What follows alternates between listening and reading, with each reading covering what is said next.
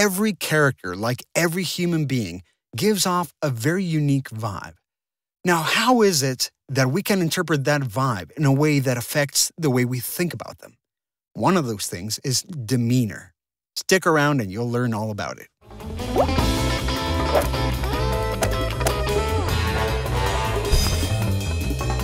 Hello, everyone. Welcome to Character Voice Building with me, Fernando Macias Jimenez.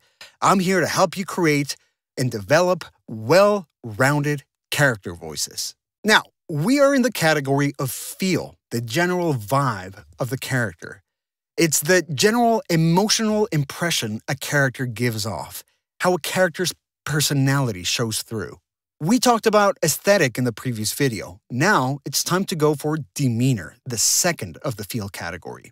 Demeanor is the kind of person the character wants to appear to be, either consciously or unconsciously. Now, demeanor, as opposed to aesthetic, is much more about the personality and less about the actual sound. So, for example, some adjectives you might use for demeanor might be wise, aloof, explosive, know-it-all, professional, calculating, evil, sentimental, obnoxious, demanding, demeaning, etc. All of these adjectives say nothing about the sound. That is just the demeanor. They also don't necessarily show anything about the character itself. It's just the general impression of what we get from the character. The character could still sound wise, but just spew nonsense. What I mentioned before is that the demeanor might be at odds with the aesthetic. And that's very true. There are certain preconceptions of how things or certain types of people should sound. So, for example, evil. You think of evil as something like this, very rough and menacing, that kind of thing.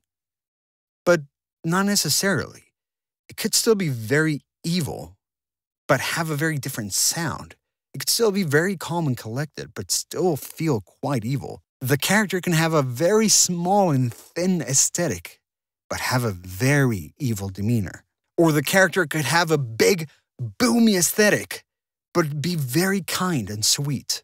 Sometimes having that odd combination of aesthetic and demeanor that traditionally people don't seem to associate with each other can come up with something very fun, very unique. Now, it's the combination of these two things that really bring out that personality. Each of them independently doesn't do anything. Just the aesthetic or just the demeanor doesn't do anything.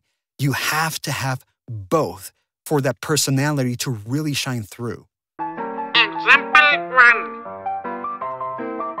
Hello, thank you for calling Geo Western. My name be Jonathan. Jonathan's aesthetic is quite piety and rough, but his demeanor is quite friendly and helpful.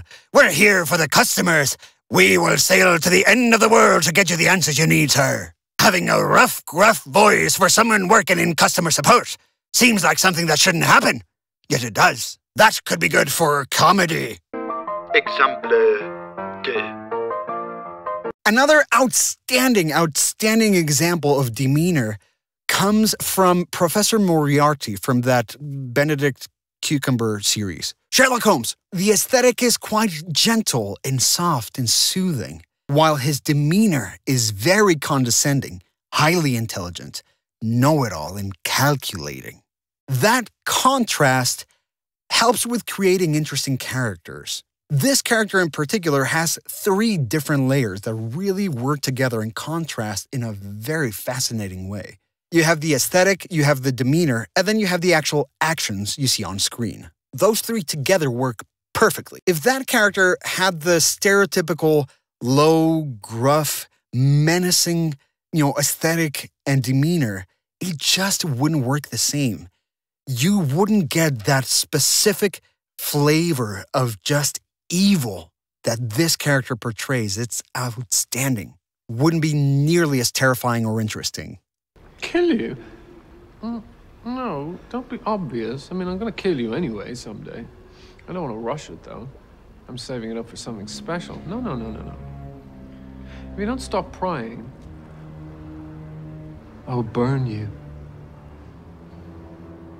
I will burn the heart out of you. So that is demeanor. So with aesthetic and demeanor, you can play around and come up with some very beautiful personalities for your character. Play around, see what happens. A great exercise might be to take 2 or 3 adjectives from aesthetic and take 2 or 3 adjectives from demeanor and just join them in different ways. See what happens with each.